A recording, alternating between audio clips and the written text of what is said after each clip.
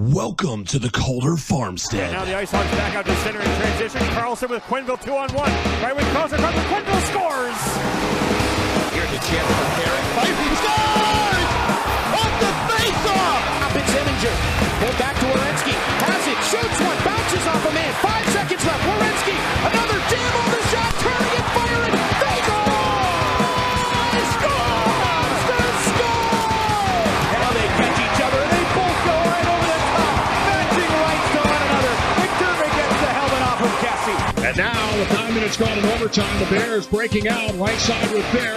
Looks like cutting to the net. Bear will score! And here are your hosts, C.C and Sean.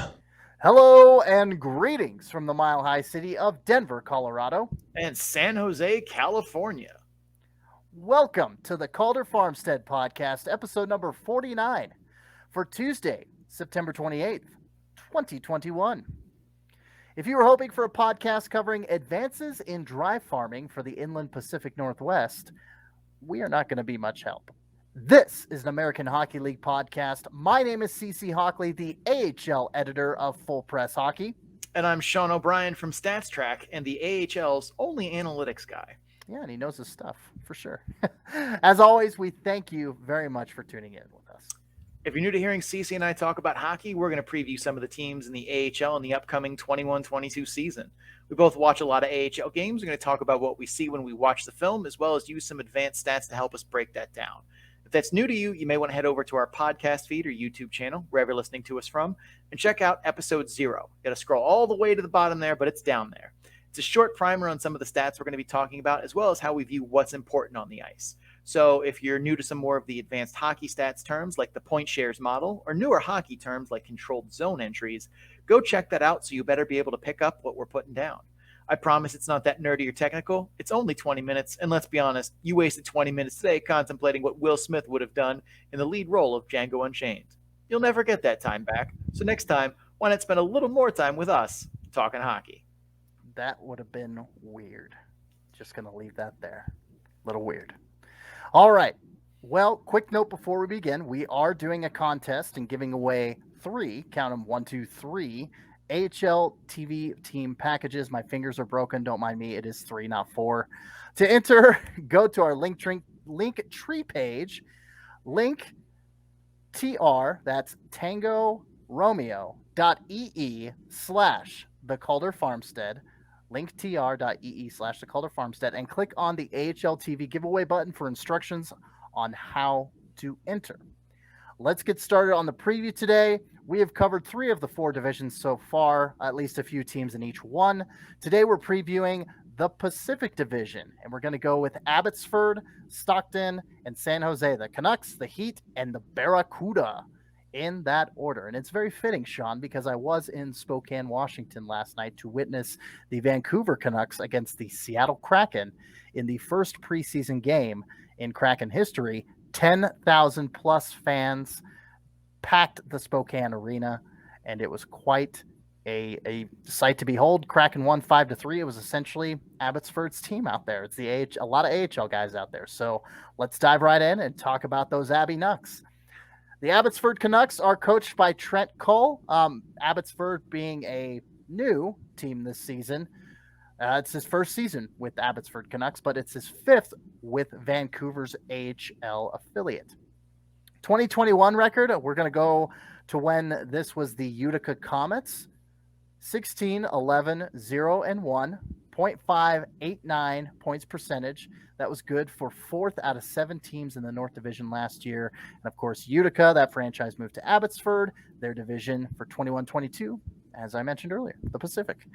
The affiliation for 2021, they lose the Kalamazoo Wings to the Columbus organization, so it is just an NHL affiliate, of course, the Vancouver Canucks. 68 games scheduled. That is going to be across the board for the Pacific Division. Nice and easy, cut and dry. Additions, cut and Sheldon dries, if I may. Kyle Burrows also joining the team. Both those guys from the Colorado organization last season. Devontae Stevens, Spencer Martin, both of those guys coming in from the Tampa Bay organization.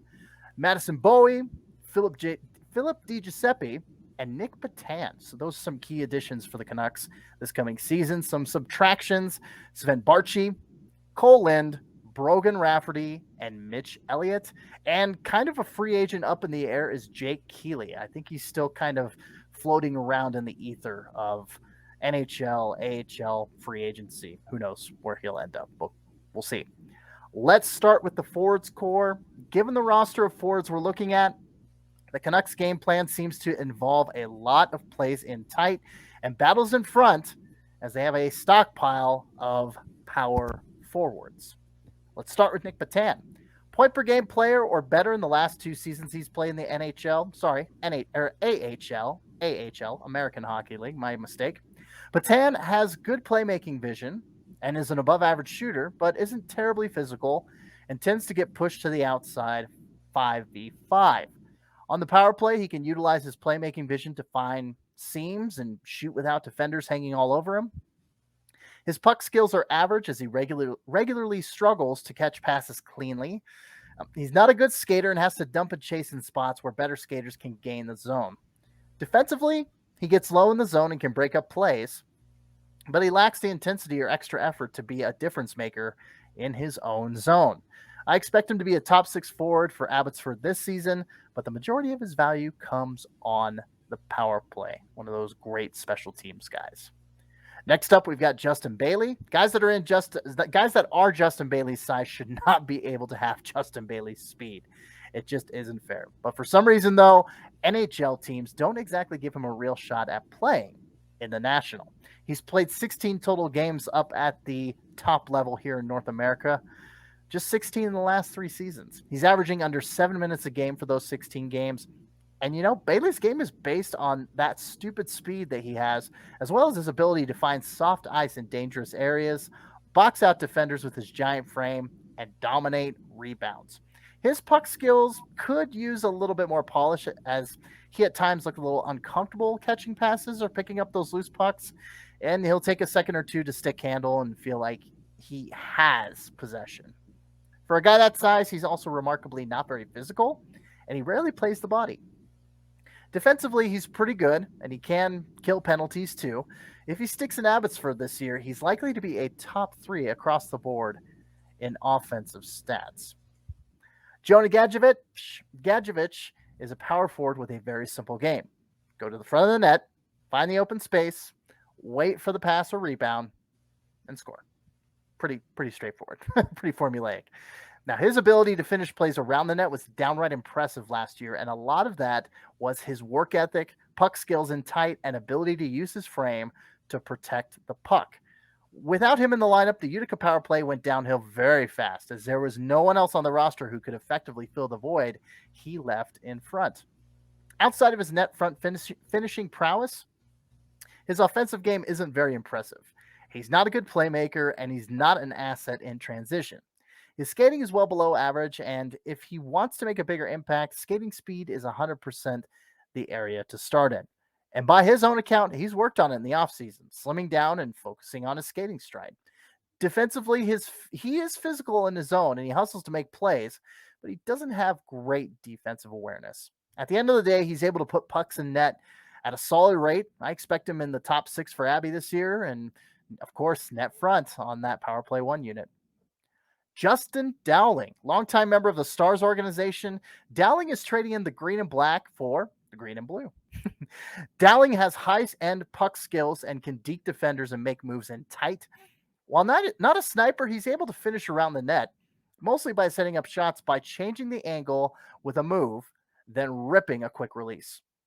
His skating speed has never been that impressive, but his awareness and ability to read the play and see moves ahead allows him to get the jump on defenders who are slow to react, and it makes him dangerous on the rush without the puck. He's not good defensively, but he's not terrible either. Most of that comes with his desire to push the pace and get up ice, causing him to leave the D zone early. Zach Mcewen, it seems at this point that Abbotsford is just collecting gigantic power forwards, as I kind of introduced this topic of the forwards core. Mcewen is a big physical forward who has a high work ethic and wins board battles with the best of them. His offensive toolkit is above average. He's got a nose for the net and can make plays down low. His puck skills and playmaking vision are very good. His biggest drawback is his skating speed, which is well below average. Mcewen should still be able to find middle six production with Abby this season in spite of that drawback of skating speed. Phil Di Giuseppe is likely to split time between Vancouver and Abbotsford this season, as he has been a reasonable fourth liner in the NHL, the National Hockey League. His game is pretty jack of all trades, master of none, as he is skilled, but no one real area stands out it really doesn't. Not one area sticks out. His puck skills and playmaking vision are both pretty good. I don't think he'll be deking out defensemen one-on-one, though. His shooting talent is good, but most of his goals are because of where he shoots from rather than his ability to beat goalies cleanly from distance. His skating speed is pretty good, and while he's not used a lot to carry the puck through the neutral zone for zone entries, he's dangerous during rush chances, especially off the puck, as he can win races with defensemen to the net front passing lanes. Defensively, he's usually pretty solid, albeit he does like to cheat out of the zone a little too often for my taste. Like I mentioned earlier, Sheldon Dries coming over from the Colorado Avalanche and Eagles. Fun fact, Sheldon Dries' mom follows us on Twitter. So if you're listening, Mama Dries, we'll try to do your boy right here in our preview. After seeing him in Colorado for 3 seasons, it's going to be weird seeing him in another team's jersey. Not going to lie. Especially in the same division. Dries plays a solid all-around game. Offensively, he has above-average puck skills and good playmaking vision. He knows when to pull up on the rush and find trailers and can make quick, accurate passes in tight. His biggest strength offensively is his ability to finish around the net, especially on the power play when he banged home 15 power play goals in 68 games across the 1920 and 2021 seasons. He did play the left half wall at times on the power play 1 unit last season, but I think he's a much better net front in the 1-3-1 power play that literally every team uses. Almost all of those were from about 10 feet from the goal mouth too, so. He has good but not great skating speed and is a very north-south straight line skater. He doesn't make much of an impact in transition, though, as he is regularly off puck entering the zone. Defensively, his game is pretty solid, and he's shown to be an effective penalty killer in the past. So, got the PP and the PK going for him. Great special team addition by Abbotsford.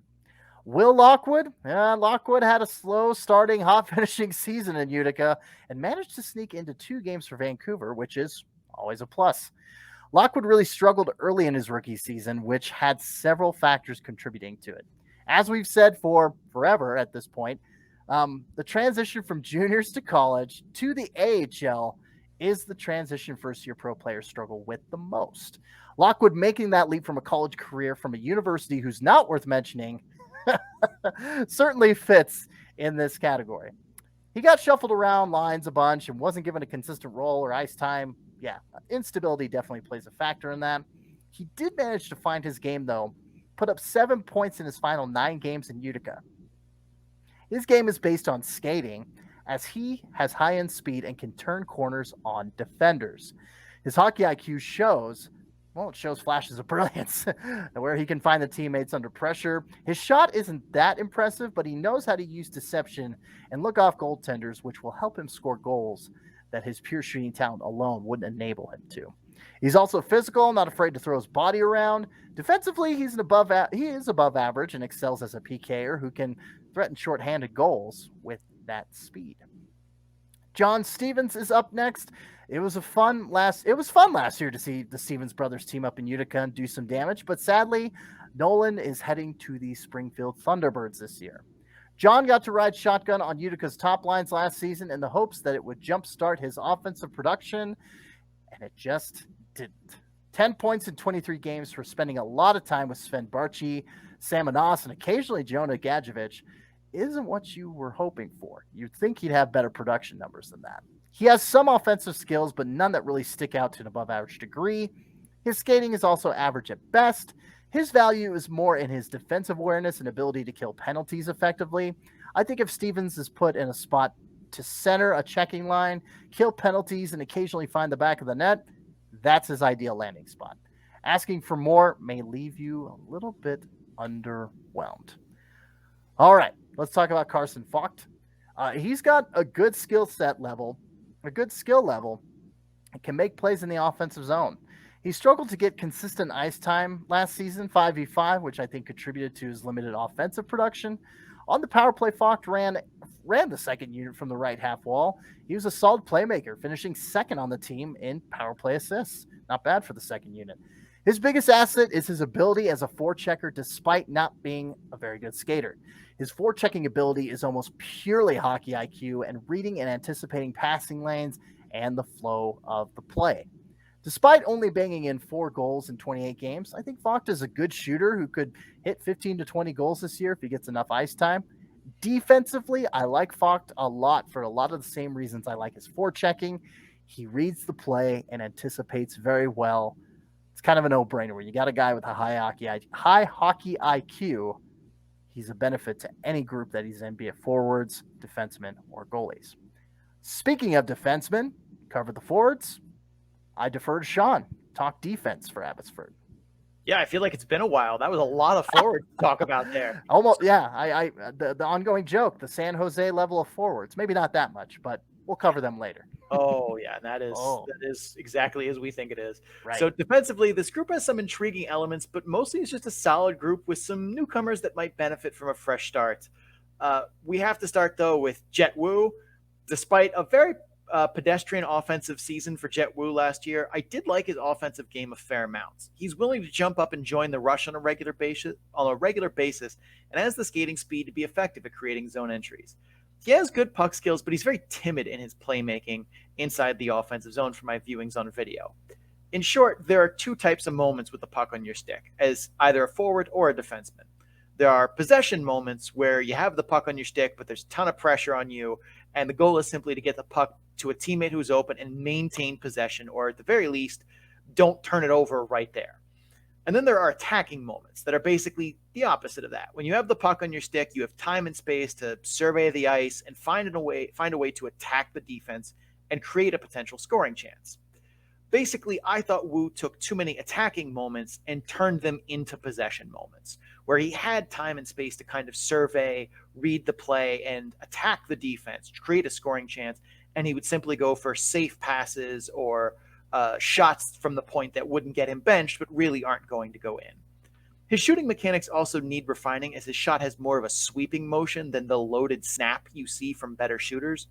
It makes me think either his weight shift is off or he isn't generating enough downforce with his bottom hand during the shot. Defensively, I like Wu a lot. He aggressively defends his blue line and battles his ass off in his own zone. His defensive awareness was also on display last season, as he got his stick in passing lanes and could make great first passes under pressure when he broke up a play in the D zone. All in all, if he can be a little more aggressive in making passes in the offensive zone and get a shooting motion in a better place, this could be the year that Jet Wu takes a leap in production. Next, we got to talk about Kyle Burrows. He has an interesting skill set. He has solid skating ability. He's not going to torch guys with his speed. He has burst and a pretty good top speed. He jumps into the rush often, which is good. Offensively, he is good, but not great puck skills. He protects the puck well and doesn't usually mishandle passes.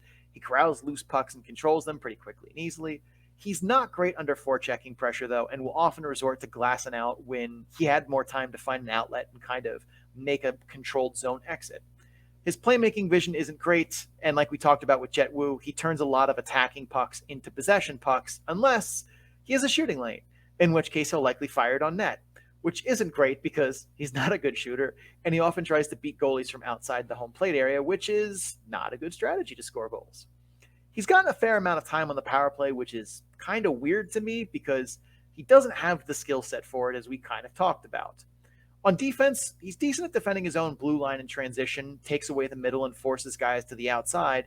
In zone, he's about average in terms of defensive awareness. He's physical and will step up and take the body, but he takes a lot of penalty minutes in the process, and that needs to change if he wants to improve his value to Abbotsford, as you can't prevent or score goals when you're in the penalty box.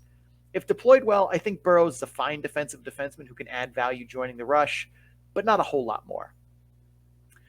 We got to talk about Guillaume Brisebois. was a wild season for Breezy. Started in Vancouver on the taxi squad last season, stayed there for almost 2 months to get in exactly 0 NHL games. He headed to Laval for 9 games and then came back to Vancouver to get 11:31 of ice time, and then he went to Utica to play 5 games to end the season. Breezy reminds me a lot of Jet Wu in that he's solid in his own end, skates well, but again, turns attacking moments into possession moments in the offensive zone too often for my liking. He's shown flashes of higher-end playmaking vision, but that's all they end up being, are flashes, where it's like he has a great idea once and then never remembers it again. If he sticks in Abbotsford, because I think there's a chance he could sneak in as the 7th defenseman in Vancouver, he'll be a reliable do-it-all defenseman in the top 4, but probably best as a second pairing guy. One interesting pickup the Canucks made this season was Madison Bowie. Bowie has a lot of the polish you'd want from a defenseman that's played 156 NHL games. His puck skills are good, but they're not great. He's a smooth skater who has speed and can walk the puck through the neutral zone. I'd like to think he still has playmaking vision, but it's hard to evaluate as he's been in the NHL for the past few seasons, and, well, things happen a lot faster there than they do in the AHL. He was serviceable in Washington. He was bad in Detroit. And to be fair, Detroit was intentionally bad. So it's, again, kind of hard to feel where he is in his game right now. Got to take that with a grain of salt for sure. Yeah. He's not a good shooter and primarily fires pucks from distance instead of coming off the blue line, which is not great. Defensively, he's been good in the past in the AHL, and in 2 games Rockford last season, he looked, let's say, disinterested in playing defense. I'd like to think there's enough here to find a solid top 4 AHL defenseman from Madison Bowie. He has enough skill and speed, but after a bad season in Detroit and 2 very unmotivated-looking games in Rockford, it's kind of hard to say where he is and how he's going to feel if he ends up in Abbotsford as opposed to in Vancouver. Regardless, I think he'll have a fair amount of rust to shake off after only getting in 4 pro games last year. So I think he might start slow, but like I said, I have a lot of hope that Madison Bowie can find his game. Last but not least on defense, we have Olli Juolevi, who I won't take credit for putting OJ here. I actually sent a DM to a friend of the podcast, past and future guest Cody Severson, and he said that Juolevi was likely to make Abby, which was a surprise to me after he got into 23 games for Vancouver last season. And, well, he at least got into 23 games in Vancouver last season. Results may vary. His game has a lot of positive elements to it at the AHL level. He's creative and can attack off the blue line in the offensive zone. His playmaking vision is high end. He's an asset in transition. In his own end, he's a solid defenseman. His skating is inconsistently bad, though. I say inconsistently because I've seen a couple flashes of it being like bordering on good, but it doesn't stay that way. He's also had quite a few lower body injuries, and I think that might affect his skating as well, as his ability to heal and make sure everything's, in the places it's supposed to be down there. That's going to mess up with your skating timing and the confidence you have in your, lower body in general. So there is that. I still think it's unlikely he'll ever live up to that draft spot. And I think he's a very good AHL defenseman and should be useful to Abbotsford if that's where he spends his season, which seems more and more likely after the viral picture of him in the fetal position after the bag skate that Trent Green put them through in Vancouver training camp. Like, that's not a good look, buddy. I don't care how tired you were, how to guess. You can't be in the fetal position on the ice. Your coach will see that. Yeah. You got to wait to go back and crawl into one of the corridors, one of the back corridors. You need to be having your physical and mental breakdowns in private there.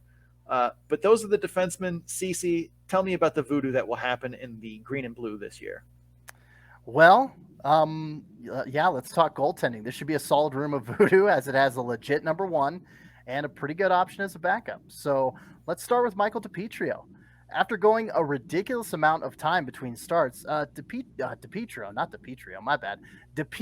I always do that, hopes to figure in as the Abbey Nucks starting goaltender this season. While not the biggest goalie at 6 foot even, he has high athleticism, he reads the play and tracks the puck well, and his technical structure is solid. I'm surprised he's here and not backing up Demko up in Vancouver, but I guess Bim Jennings needed to sign a 36-year-old Yaroslav Halak instead. Okay. I think DiPietro has some rust to shake off as he started a whole 4 games since March 2020, yay COVID. But once he gets into the groove, though, I expect a season that either has him getting starts in Vancouver here and there, as well as being a top 10 AHL goalie. And backing up DiPietro, Arturs Silovs. And I actually got to see him in action last night. And boy, I mean, he had a very small sample size in Manitoba last year, but yeah, he's living up to the hype. I was super impressed. Him going up against, NHL caliber players. The Kraken had their NHL guys out there because you got to show out for the Spokane fans. And he was making the easy saves. He was making the sprawling saves. He was doing everything. So because the Moose were playing, Burden plays in every game mode, like I said, I guess just one whole game. I thought it was multiple, but yeah, one whole game last season. That means he's played in 8 games since 1920. But like I said, he put on a hell of a game last night. He's got the frame, the athleticism, and the structure of an NHL goalie, but he struggles with puck tracking and consistency. I think he's going to need some starts to find his groove, and like DiPietro, after so much time off from playing, but he has the tool to be a useful AHL backup. I think this is a pretty solid 1-2 punch in net for the Canucks. All right, we have forwards, defensemen, goaltenders. Let's talk what it all means. Let's talk outcomes here. Let's start best case scenario, be positive off the gun here. If the Abbey Canucks can find Madison Bowie's best game and their forward core looks like what we think it'll look like on paper, this is a pretty solid team top to bottom. Should DiPietro take a step forward and make that Halak signing look silly in hindsight, they could be a contender. Best case, they finish with 84 points for a 61.77 points percentage and a second place finish in the division and a third place finish in the AHL. CC, let's get sad. Tell me the worst case scenario for the Abbey Nucks this year. Well, worst case scenario, if Madison Bowie isn't who we thought he was and who we think he can be, and guys like Patan spend more time in Vancouver than Abbotsford without somebody good coming back down, plus DiPietro looks rusty. But don't forget about Spencer Martin. If he's in net, look out. He let in a goal off of a faceoff, and I mean directly off of a faceoff through his 5-hole in that preseason game. I know it's preseason. We're talking about practice. But it wasn't a good look, and I've never been really impressed with Martin. But anyway, if all that happens, this is still a decent team. Worst case scenario is 76 points for a 56.55 points percentage and a fourth place finish in the division, not division in the finish. Don't say it backwards. Whew, that was rough. All right, let's get past the worst case scenario. Let's get past the best case scenario. Let's find a happy medium on the spectrum, and let's talk the most likely case for Abbotsford this season, Sean. So the most likely case is the model has them projected for 81.58 points for a 59.99 points percentage and a second place divisional finish. While I like Abbotsford on paper, I want to take a teeny under on that and say 79 points for a 58.16 point percentage and a razor close second place finish in the division. Like they just sneak in that second place spot. The Pacific Division is very strange this year, as it's like there's one clear top dog, and then there are a couple of interesting people in the mix, and then there's like one or two at the bottom where you're like, yeah, that's just not happening for you this year, buddy. I was going to say San Diego, Colorado, and Henderson would like a word about Abbotsford's finish there in their Pacific Division debut season. So we'll see. We'll see where they fall on that spectrum. But you'd think we'd learn about talking shit on Henderson in the preseason. Hey, our idiocy is Nevada State College's gain. So there you go. Anyway, we're going to take a break here. When we get back, we will talk Stockton Heat and San Jose Barracuda season previews. If you're just here to listen to the Abbey Nucks, thanks for stopping by. Don't forget to subscribe wherever you're listening to us from so you get episodes in a timely fashion. We are a pretty fun podcast if this is your first go around with us. Also, check us out on social media. We're on Facebook and Instagram at The Calder Farmstead and Twitter at Calder Farmstead. We're also doing a contest and giving away 3 free AHL TV team packages. To enter, go to our Linktree page, linktr.ee/The Calder Farmstead, and click on the AHL TV giveaway button, and that will give you instructions on how to enter. It'll link to all the things you have to click on. It's great. It's easy. It should take you like 10 minutes. Or maybe 15 if, you don't hear that well, I suppose. But we will be right back. Stay tuned. All right. We've got one team covered in the Pacific Division. It is time to talk about another team coming back. Well, a team coming back from another division last season in the Canadian division. The Stockton Heat of Calgary are of Calgary no more, and they are returning to Stockton, California, and they're not going to be the Thunder, as you see on my hat here, if you're watching the video. So, yes, the Stockton Heat. They've got a new head coach in Mitch Love. This is his first season. 2021 record, 11-17-2-0. Strong start to the season last year, but pittered out pretty bad. .400, 400 even points percentage. That was last place, 5 out of 5 in that brutal Canadian division. They were looking back at the Pacific like, ooh, like the meme you posted, Sean. They were checking out that Pacific division, and they are back again for 21-22. Affiliation this year, nothing has changed. Of course, you've got the Calgary Flames, go Flames. Inside joke, don't mind me. NHL and Kansas City, the Mavericks in the ECHL. And of course, game schedule, like I mentioned, across the board in the Pacific, 68 games. Let's talk additions. Nick DeSimone, Andy Wilinski coming over from San Diego, Kevin Gravel, Adam Werner coming in from the Colorado Eagles organization and goalie. Dan Vladar's on a two-way contract, but really, he's going to be up in Calgary. You know he is. He's so damn good. He's going to be up there. Weston Bichaud and Ryan Olsen were two of the most recent additions to the Stockton Heat roster. Subtractions, Colton Beck, Giorgio Stefan, Dominic Simon, Rob Hamilton doing an exchange over to Colorado, Zach Leslie, Alexander Petrovic heading over to Dallas, Garrett Sparks, and Louis Domingue. So losing two solid goaltenders there. All right, enough about the additions and subtractions and the stats capsule. Sean, let's get to the individual players. Let's talk forwards. The makeup of this group was really hard to determine, as it felt like 2/3 of them could make the Flames out of camp and beat out like Tyler Pitlick or Brad Richardson for a bottom 6 spot.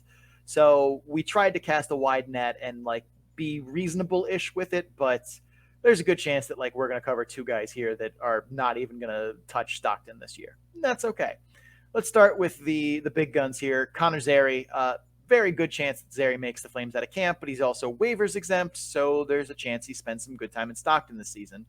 Zerry's game has changed in the past season a fair bit. When he was drafted, he was much more of a pure shooter who had a lightning-quick release and solid accuracy.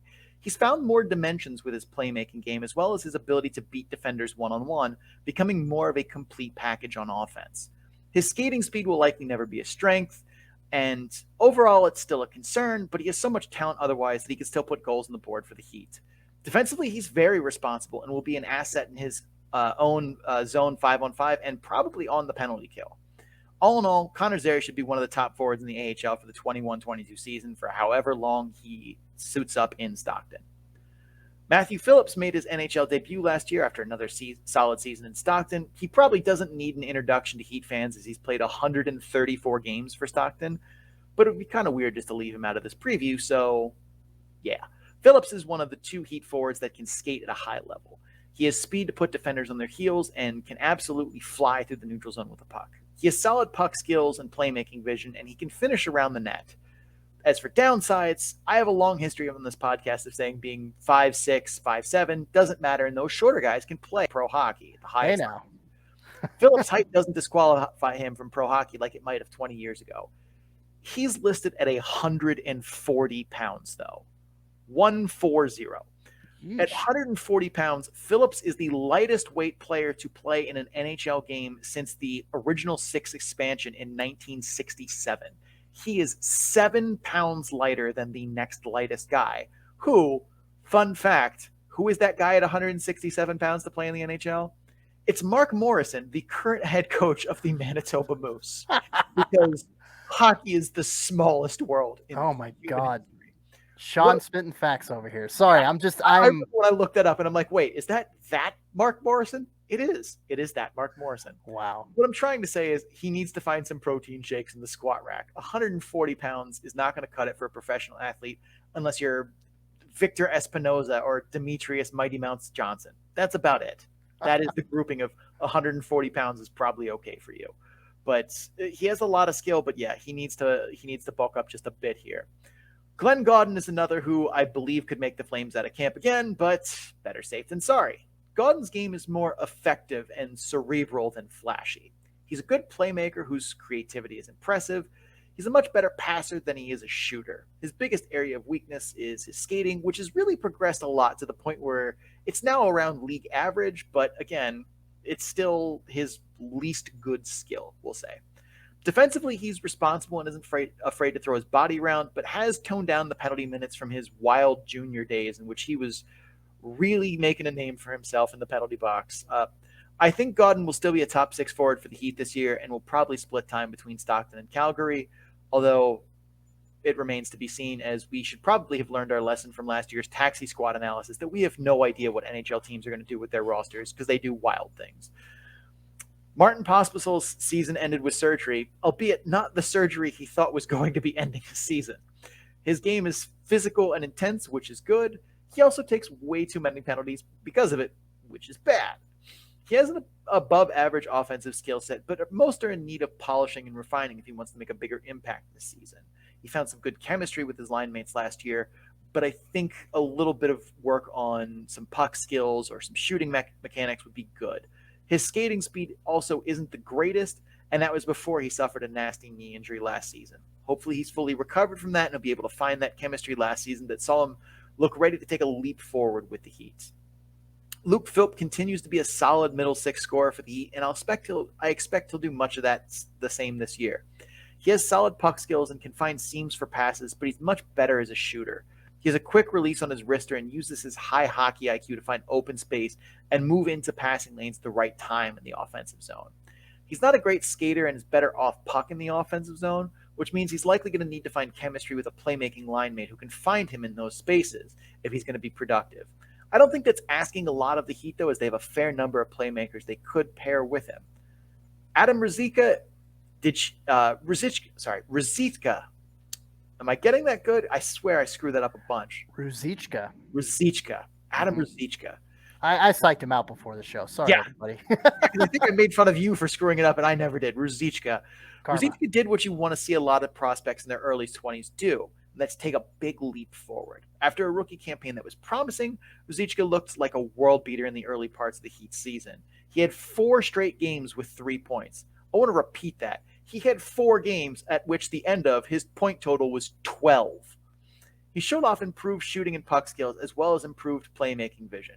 He's physical, and I thought his defensive awareness and effort level also looked to be improved last season. Now, as with every single AHL player on the planet, he has areas to improve on. For starters, let's get the obvious out of the way. His skating is not great, even by AHL standards. Further, his ability to read the play and see moves ahead was on display in some games, but absent in others. Some games he'd find soft ice in the slot and be able to find teammates when they were open. Others he'd throw passes to no one in the slot and just kind of float in the offensive zone.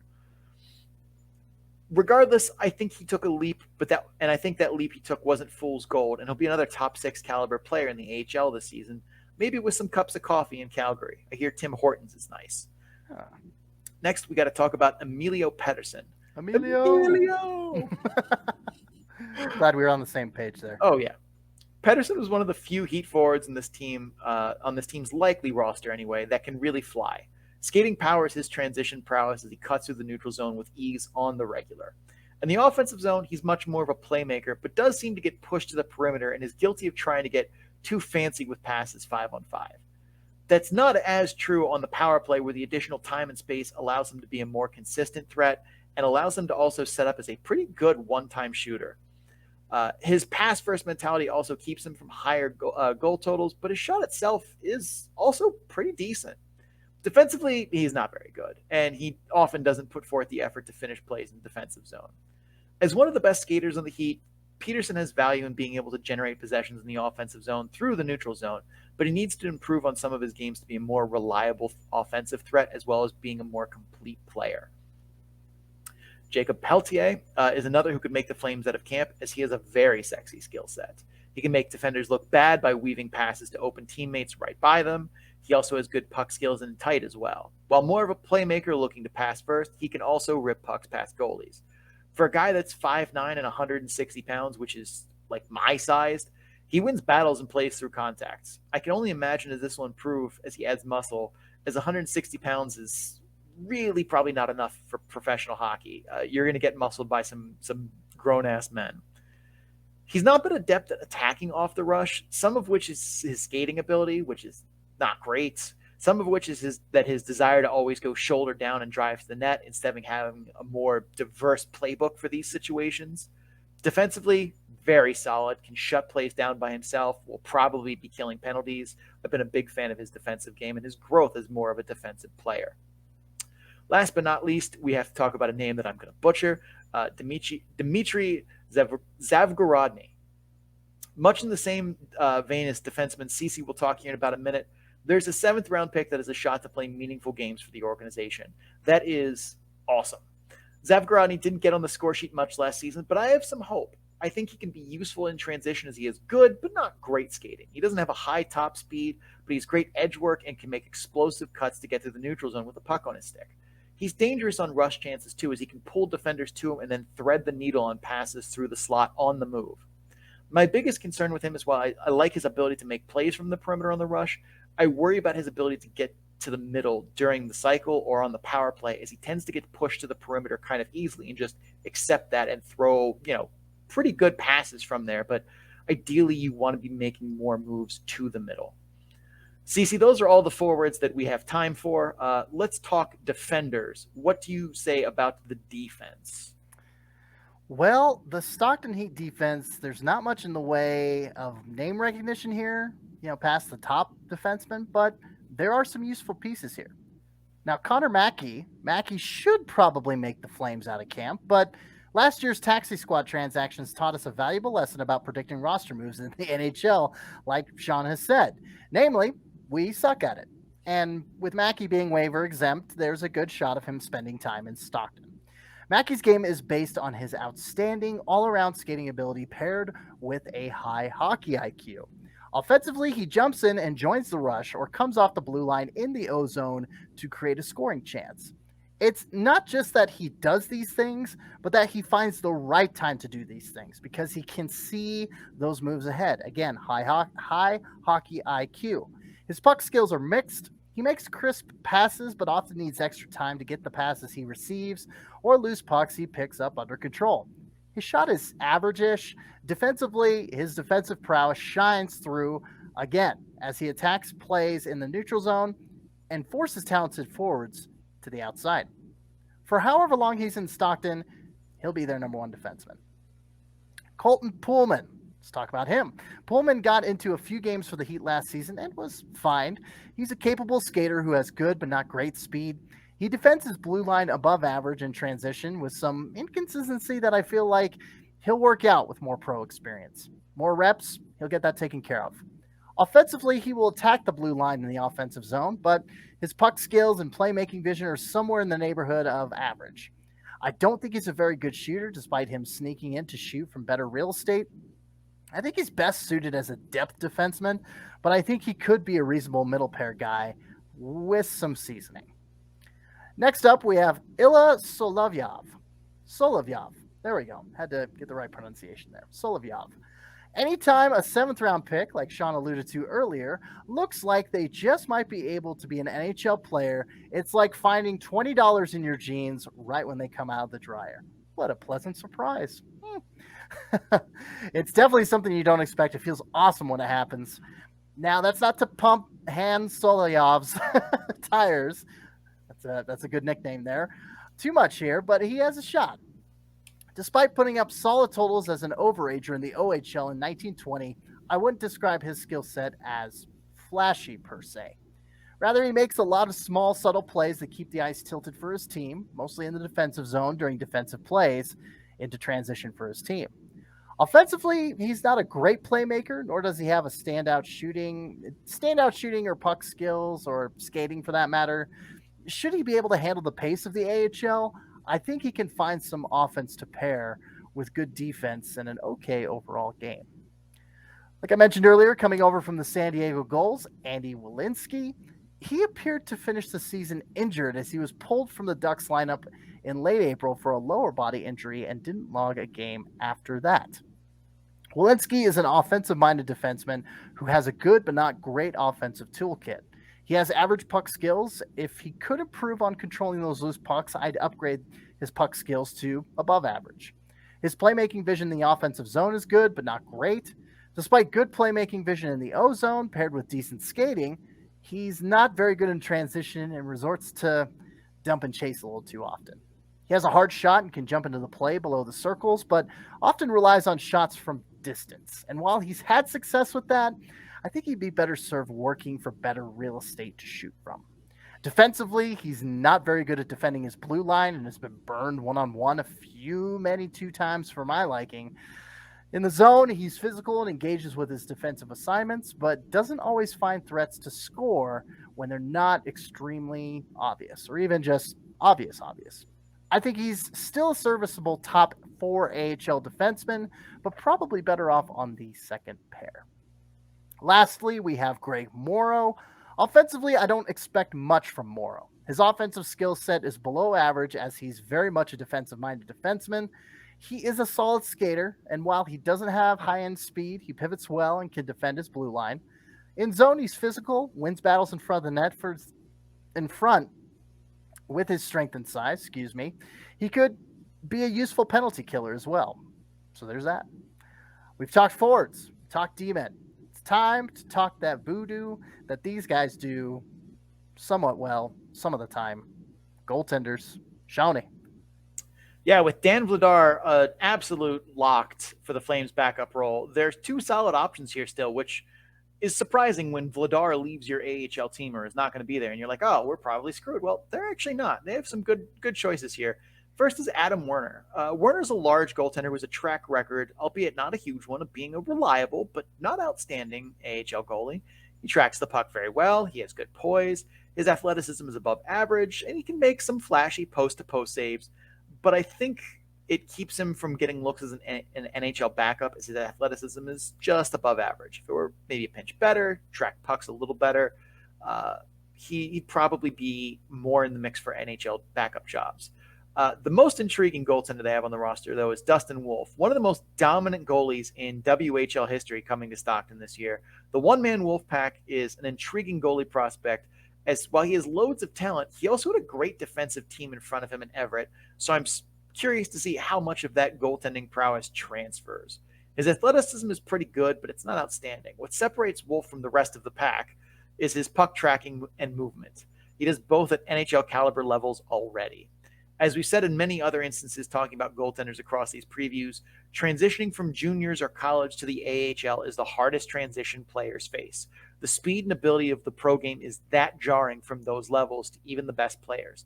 That's doubly true for goaltenders. Wolf got into 3 games for Stockton last season, and while 3 games is a meaningless sample to draw hard conclusions from, he did struggle in those games, and it wouldn't shock me if he isn't quite as sharp out of the gates this season. Still, there's a lot to like here, and I think he can easily be a top goalie for Stockton, if not by the end of this season, probably by the 22-23 season. Last but not least, speaking of goalies struggling with their transition from juniors to pro, let's spend a quick minute talking about Tyler Parsons here. Parsons has very good athleticism and decent technique. His consistency is not good, though. I also question his mental focus, as he seems to let in a higher number of soft goals than his peers. If he's getting consistent starts in Stockton this season, either he's finally put it together or things are going very poorly. All right, that is goaltenders. Let's talk outcomes. CC, hit me with the best case scenario for Stockton this season. I'm going to hit you with my best shot. I'm going to fire away. Best case scenario for Stockton, they keep a lot of the young prospects in town for most of the season and get some surprise contributions down the lineup from guys like Wilinski, Pedersen, and Philp. Their goalie tandem lives up to the potential it has and then some. In that spot, they finish with 80 points and a 58.83 points percentage. That's good for 3rd in the division. Sean, that's the best case. Give us the worst. Worst case is a lot of the Utes we like to big contributors for the Heat are instead making contributions for the Flames. If Peltier, Zerry, and Mackey end up only having cups of coffee in Stockton, then they have depth behind them in Stockton on the Heat roster that we think is going to shake out, but it's not great depth. Worst case scenario, they finish with 67 points for a 49.12% points percentage and an 8th place divisional finish. That's outside the playoffs, and that is no good. There are Pacific teams that don't make the playoffs? 2. Wow. 7 of 9 do, however. Jesus. Welcome to the AHL in 2021. Gotta make that money. Gotta make that money. All right. Well, Sean, we talked best. We talked worse. Pendulum swing. Let's find some equilibrium here. Let's talk the most likely scenario, and that is the model having placed them at a projected 73.56 points and a 6th place divisional finish, just missing fifth place by a hair and still making the postseason. Insert big eye roll there. But hey, I think this Stockton team is a tiny bit better than that, given that teams above them seem to have a lot more unknowns on their roster. So I'll take that over and say 75 points for a 55.6% points percentage and that 5th place spot. Split in the middle. All right, so we're going to take a break here. After the break, we'll get to the San Jose Barracuda and their season preview. If you're just here to hear about the Heat, now in Fahrenheit, thank you for stopping by. Don't forget to subscribe wherever you're listening to us from so you get episodes in a timely fashion. Also, check us out on social media. We're on Facebook and Instagram at The Calder Farmstead and Twitter at Calder Farmstead. We're also doing a contest and giving away 3, not 1, not 2, but 3 free AHL TV team packages. To enter that contest, go to our Linktree page, linktr.ee/The Calder Farmstead. If you can't spell The Calder Farmstead, I cannot help you. Click on the AHL TV giveaway buttons for instructions on how to enter, as well as all of the things you need to click and like and share to enter. It is free to enter. We're giving it away for free. You might win it. We'll be right back. We're going to talk about, Barracuda. Oh. Stay tuned. 2 Pacific Division teams on this episode. Let's talk about the final one, also in the state of California, as most of the Pacific Division teams are and will be for the foreseeable future, with the addition of the Palm Springs / Coachella Valley team. We'll see how they get named. But I digress. We're going to go to the Bay Area. We're going to talk about the San Jose Barracuda. And let's talk CUDA. Let's talk head coach Roy Sommer, 7th season with the San Jose Barracuda. But like we talked about last season, he's been a head coach of a San Jose affiliate since 1998. We're talking Kentucky Thoroughblades. We're talking Worcester Sharks. I'm forgetting all the other ones that were in there. To interrupt you here for a sec, there are going to be players on this team that were not born yet when he became the head coach of San Jose's AHL affiliate. That is correct. That's wild. He is, I'm so old. Coach. I know, right? We both are. Yeah, I was in middle school in 1998. So, I'll let you figure out that age. The listeners at home, Sean was told there would be no math. So, anyway. All right, so Roy Sommer coming back for his umpteenth season with the San Jose AHL team. 2021 record, 15-15-4-2. That's an even 500 split. Points percentage, 4th out of 7 teams in the Pacific Division. The affiliation for 2021, just going to be San Jose NHL. They've kind of had an unofficial thing going with Allen. They're still kind of up in the air, but from what I've heard, it's not going to be made official. We'll just see an unofficial partnership get carried for the next few years, I'm guessing. Anyway, game schedule, 68. Big surprise there. Additions, Lane Pedersen.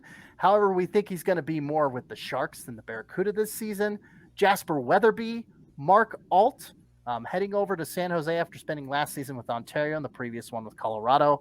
Nick Merkley coming on board, and in goal, Zachary Emol. So some notable additions there, and here's a few notable subtractions. Don't worry, they still have about 40 or 50 players on this team still. So subtractions, Curtis Gabriel heads over to Toronto. Alexander True picked up by the Kraken in the expansion draft.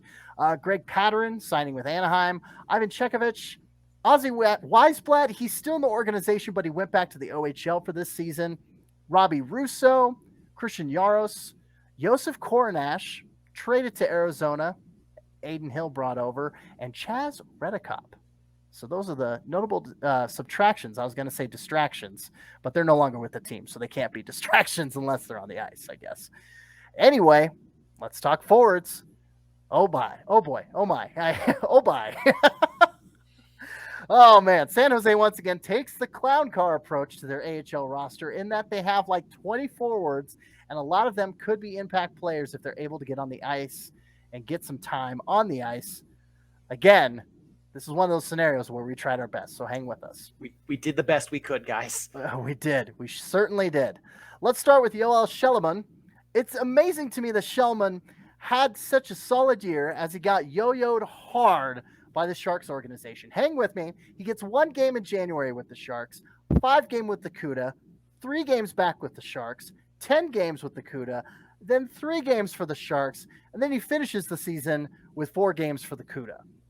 For the record, yo-yoing is very bad for anyone's development. For the record. Now that Shellman is 27, maybe he's not still a prospect, but still being effective through that mess of line mates, shifts, roles, etc., that's pretty impressive. Obviously, the proximity thing was definitely a positive in that, but everything else definitely can be a recipe for chaos. Shellman's skill set is a solid hockey IQ and good playmaking vision and puck skills. He has average shooting, but is more pass first. His skating concerns me. And while he's not undersized, quote unquote, I think he'd benefit a lot from adding a step or two. Defensively, he's pretty good in my viewings. I think he could be a useful top-line player for the CUDA this season if he's allowed to stay and build some chemistry and sense of continuity in his season. Joachim Blickfeld. Blickfeld's biggest asset in my mind is his hockey IQ. In my mind, it's his mind. Imagine that. His game away from the puck sets up a lot of what he does with it. Finding soft ice in scoring areas or swinging into the slot at the right time to snag a rebound. And he has an NHL shot to go with all that as well. His playmaking and puck skills are fine, but his ability to read the play and find pockets to shoot from are what drives his game. Defensively, he's not a liability, which isn't ideal, but is fine. I expect him to be one of the first line for the Barracuda and hopefully not have the weight of needing to score every game, which was definitely how it was last season. Sasa Shemlevsky, after a slow start, Shemlevsky finished the season about as strongly as you can with 9 points in his final 4 games for the CUDA. Talk about, strong finish for sure. He's got a lot of tools you want in a forward. High hockey IQ, puck skills and playmaking vision are impressive. Wrist shot is a weapon. His skating isn't what you'd want to see. He's not terribly physical for an average-sized pro hockey player. I think he's a good top 6 forward in the AHL and can take a leap this year to being a top-line guy, getting serious looks with the Sharks. Next up, we have Jayden Hal, or as Kevin Lacey, our good friend of the program, likes to call him, Scrabble, for very good reason, because you get a lot of points if you put his last name on the board. It was a down year for Scrabble this season, but he finished it strong, and I still think he's got a solid skill set. Scrabble's biggest asset is his puck skills and ability to deke defenders one-on-one. Halbigawaks is a good skater, but lacks a top speed to separate him from defenders, which is a problem, he is only 165 pounds, which is, pretty light for hockey players, as we've talked about already. Defensively, I think he's better than most forwards, and he can kill penalties, but I don't think he'll ever be extensively looked at as defensive-minded. I'd like to see more consistency from him this season, as he's looked good in games, but they will have 7 to 8 game stretches where he is just not visible. Gotta put those behind him. Evan Weinger. A bit of a down year for Weinger. Evan Wine and Dine, as it were. But I think he has a good skill set. His puck skills are above average, and his shot is also above average. That's good. It's above average. He has some speed to his game, but not the top speed that could really make him a weapon. He does a good job of winning races to the net on rush chances, though I think he's a better shooter than playmaker, as he's more likely to make creative but small area passes than find seams across the ice. Defensively, he's sound and a good penalty killer who can threaten to score shorthanded. He's mostly been a depth scorer in the past, but I think he can make some progress in his playmaking and transition game. He could be a sneaky sleeper pick for the top 6 production. Keep an eye out for him. Dylan Hamiluk. You know, Sean, just a real quick sidebar. I think San Jose might be up for an award for most made-up names in the AHL this season. Ooh, yeah, they're, I don't know if they're quite Rockford's level that they were last year, but they definitely have a fair amount of made-up, fictional people per 60. Correct. That is a FP, fictional people per 60. FP per 60. There you go. So anyway, Hamiluk's game, let's talk about that. He's got good raw skills, but he lacks that polish. He has good puck skills and can beat defenders one-on-one. He can finish on plays around the net with his shooting talent, but he's not a very good playmaker, and he doesn't find a lot of teammates in dangerous areas. His lack of speed with both his feet and his ability to process the game makes me wonder how much of that offense comes with him being on the Barracuda. I think he's likely to struggle this season to find his game, but there's enough talent here to chip in some offense where he can find a role as a depth scorer, I think. Adam Raska is next up, and Raska could end up back in the QMJHL, in which the case, this is an entirely academic preview of his game, but he also might not. So let's get to it. Raska's game, while not the most talent-laden, is an active one. He's constantly moving his feet on the ice to get in the play, finish checks, etc. He's physical and will throw his body around with reckless abandon.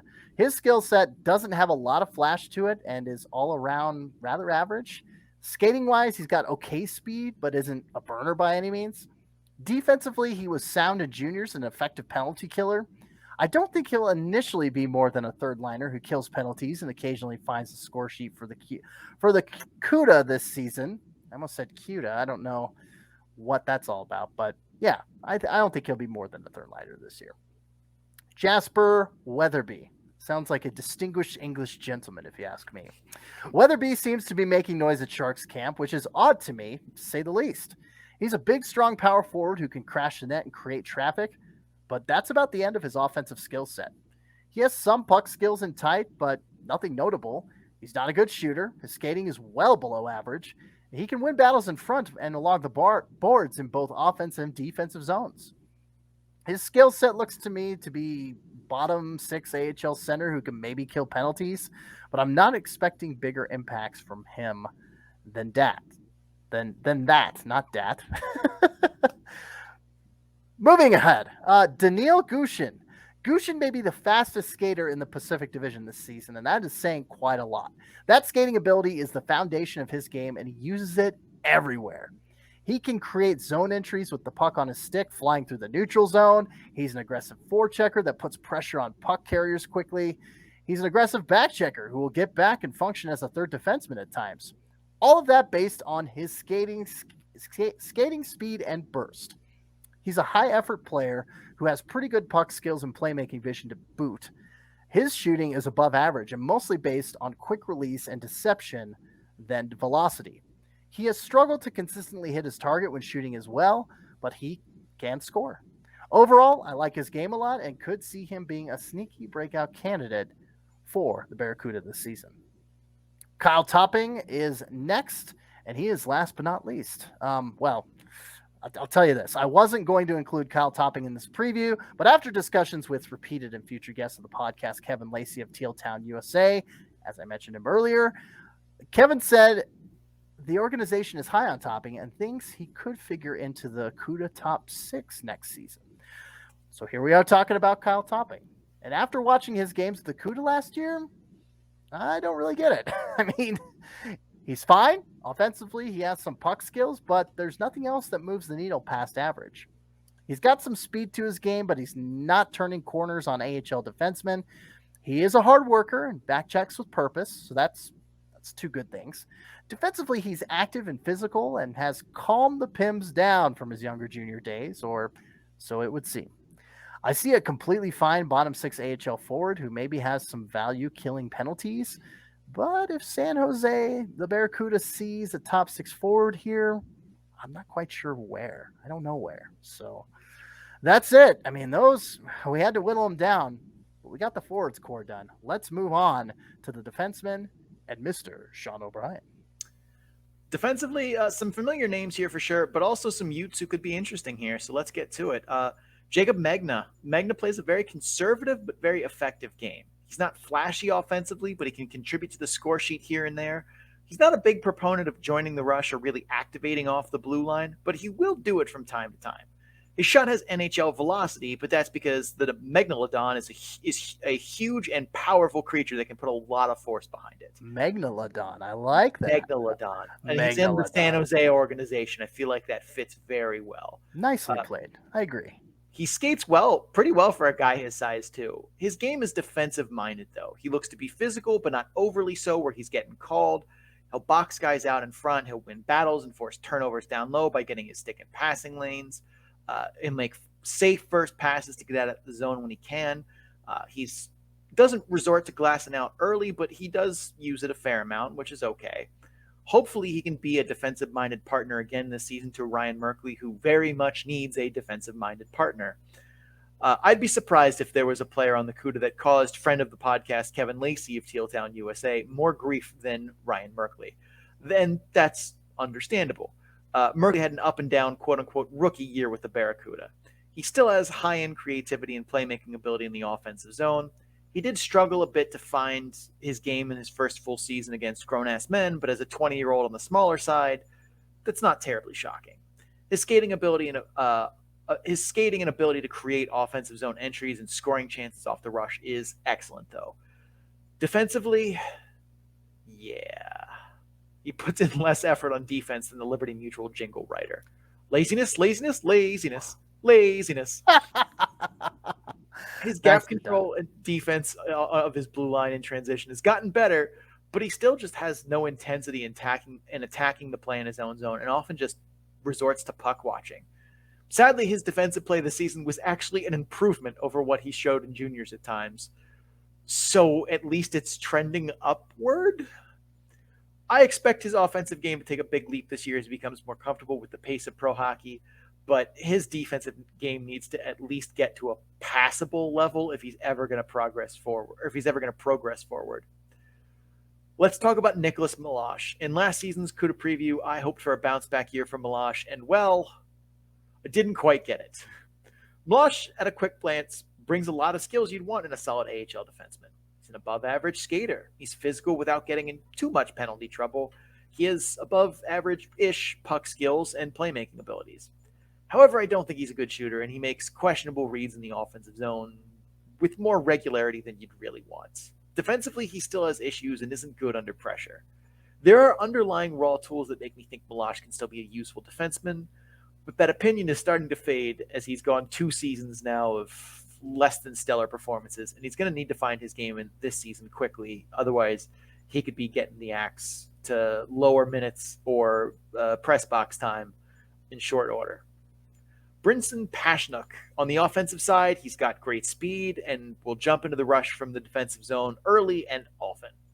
Rush chances are where he excels, as he's very good with the puck maneuvering through the neutral zone and across the blue line. He's good at finding teammates in transition and can spring guys on breakaways. His shot off the rush is also a strength, as he has a good release and can catch and shoot off bad passes.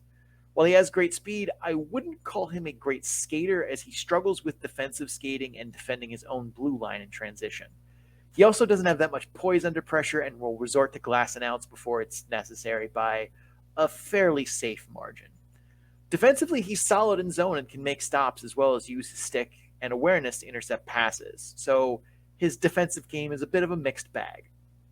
I think he's a capable AHL defender who has some upside, but he's going to need to make more progress on his development before he ascends to higher than a bottom 4 role for me. Interesting pickup was Mark Alt. Alt is a veteran defenseman who's worn letters in each of the last 3 seasons in the AHL, if that kind of thing matters to you. He's a defense-first defenseman that can occasionally contribute some offense. He's not much for attacking or joining the rush, but he will activate on occasion. Why he doesn't do it more often is surprising, as his offensive skill set is decent. His puck skills aren't great, but they're average.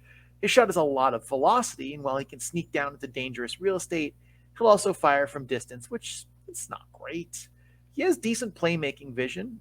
All in all, I think he could put up 20, 25 points a season over a full, 70 games, 68 games, instead of the 10 or 12 he usually does, but he seems not to want to give up chances defensively, almost to a fault. Skating-wise, he's slightly below average, but he's shown some burst from time to time. His edge work is usually okay, but I've seen a lot of instances where he gets stuck on his outside edges and lets guys walk by him, which is not ideal.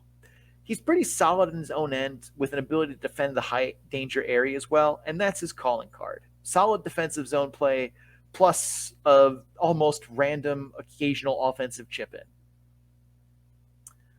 Artemi Kuznetsov. Got it on the first shot. Kuznetsov. Boom. Offensively, he has a skill set that's good, but I think a lot of his offense won't transfer from the gaudy numbers he puts up in juniors. He has some shooting talent, but his mechanics aren't the best, and he shoots often from distance. He's good at making plays and attacking off the blue line, and he uses deception well to set up teammates. I like his skating, and think when he uses it to transport the puck to the neutral zone is when he's at his best. Although his defensive skating isn't the best, and he often gives up way too much time and space to forwards on rush chances, his defense in zone still needs improvement, but is at least trending in the right direction, I think. I think he could struggle early, but there's enough there for me to think that he'll be a useful defenseman for the CUDA this season. Last but not least is Centauri Hataka. He's not going to end up on the score sheet often, but that doesn't mean he isn't having an impact on the offense. He jumps into the rush and forces wingers to keep checks on him in the offensive zone during the cycle. He's not very good with the puck on his stick, but his ability to spread out coverage with his skating opens lanes for teammates. Defensively, he struggled to defend his own blue line in transition, which is surprising given that he's a pretty good skater. In zone, however, he's very responsible and can break up plays in dangerous areas. I don't think he has the offense to really make a mark as a rookie, but a reliable defender in his own zone with a bit of progress in his development and can be helpful in transition. That's some value that you can find. So those are the defensemen that we have the time and space to talk about. Let's transition to Voodoo. CC, tell me about the Voodoo that will be happening in the orange and blue this year. Not the blue and orange, because as you see in our little shadow box down there and on Sean O'Brien's person, if you're watching on video, he is rocking the orange and teal as opposed to the teal and orange. So yes, let's talk about goaltending, and little has changed here. It's much the same as last season, and I don't think that's necessarily a bad thing. First off, let's talk Zak Sachenko. While Sachenko only has 18 career AHL starts, they've gone relatively well. He moves well, and the solid puck tracking skills he has is impressive. His frame isn't very big, which isn't a problem, but he also tends to play a bit deeper in his crease than is maybe advisable. He's athletic, but not in a way that jumps off the page. Still has a solid skill set. I like to see more of what he's capable of with a real shot in the AHL, and looks like he's going to get it this season. Next up, Alexei Melnichuk. Melnichuk is a very aggressive goalie who likes to play high in his crease to challenge shooters. His athleticism is impressive, and he has a good structure to his game. He tracks pucks well, but seems to be a bit slow on shots to the upper corners. He struggled a lot last year with consistency as he put up nights stopping 25 of 26 and followed it up with stopping 20 of 27. So got to be a little more consistent than that. Despite that, I think he's got the tools to be a very good starter for the CUDA, and could see him finding his game this season with a more normal offseason and less weirdness with taxi squads. I think that's going to be an across-the-board betterment for pretty much every team in the AHL and the NHL for that matter. So let's talk outcomes here. We did forwards, defensemen, and goalies. Let's talk about how that all comes together to form a season. Let's do best case. We'll be positive up front here.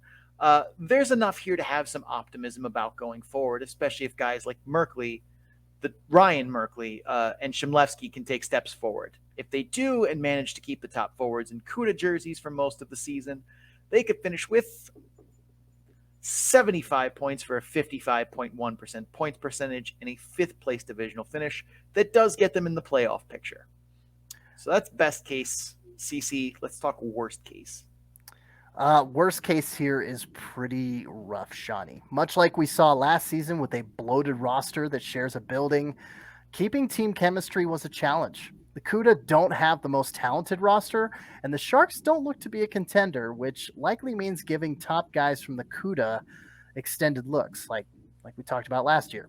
If guys like Shellman and Blickfeld are away for an extensive time, there's scoring depth, but not a ton of it.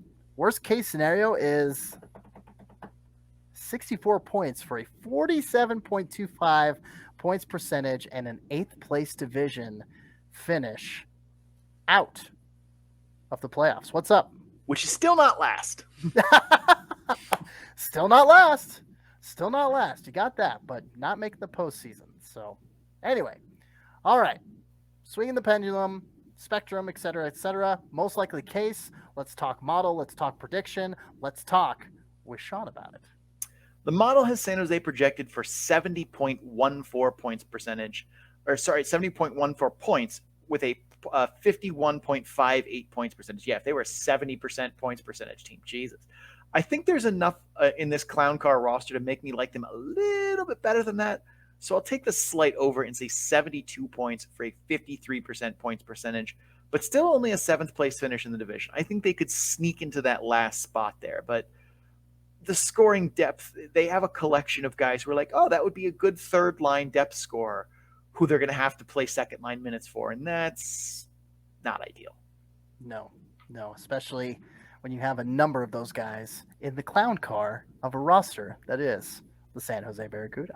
So, well, those are the only 3 teams that we are previewing this episode, and that's all for episode number 49. So thank you for watching and or listening. The Calder Farmstead is part of the Full Press Radio Network. You can listen to this and a number of other great hockey, sports, and sports entertainment programs at www.fullpresscoverage.com. Just click the podcast drop-down menu in the top right portion of the site.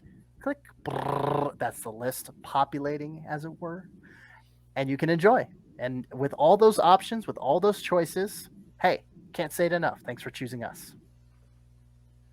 If you guys are enjoying the Calder Farmstead, please make sure you subscribe so you get episodes in a timely fashion. Also, if you're listening on Apple Podcasts, please rate and review the podcast. Or if you're watching it on YouTube, like the video and comment what you thought of the episode. Doing so helps others find the show, and your reviews help us improve it. You can also follow the show on social media at Calder Farmstead on Twitter, at The Calder Farmstead on Instagram and Facebook. You might have heard, we're also doing a contest and giving away not 1, not 2, but 3 free AHL TV team packages. Links to all of that and more can be found on our link tree, which is linktr, that's linktr.ee/The Calder Farmstead. Big thanks to Adrian Drake, who made our theme music. You can find him on social media at AD_dysfunction. That's DYSFUNCTION. So he can make music for you too. And if you guys haven't heard our preview music because you just jump right to your segment, rewind to the beginning. It's pretty good. It's pretty badass. Yeah, I like it a lot. CC, where can people find you? Well, people can find me on Apple Podcasts, but no, I'm just kidding. That's tough. I'm surprised that it's Apple Podcasts, and it's one of those tongue twisters. So I don't fault you at all for missing that. But hey, I'm C.C. Hockley. Moving on to that, I'm C.C. Hockley. You can find me representing Full Press Hockey on Twitter at FPC_AHL. And at my personal Twitter account at CCHawk, that's SEESEEHAWK. Majority of it is hockey, but I love pro wrestling, so you'll see me talking about that, music, other opinions, movies, etc., TV shows. If it keeps me interested, it's not going to be bullshit for you. Check out my writing on the Full Press Coverage Network at www.fullpresshockey.com. Shawnee, where can the people find you? I'm Sean O'Brien, and you can find me on Twitter at Sean O'Brien81. That's SeanObrien81. I'm also on Instagram at Sean O'Brien_81. The Sean O'Brien81 on Instagram is a different Sean O'Brien. There are a lot of us. You can find my stats work on Tableau at bit.ly/data-dump-and-chase. Once the season gets up and going, a new Tableau page with all of the fun graphs and charts and maps and bells and whistles and colors and stuff will be up. But for right now, I haven't written any of that because I am laziness. Anyway, bit.ly/data-dump-and-chase, all lowercase, all one word. CC, it's late. Take us home. We're knocking on the door of the half-century mark. That's the end of episode number 49 of the Calder Farmstead podcast. For Sean O'Brien, I'm C.C. Hockley. Thank you all for tuning in, and as always, keep your stick on the ice.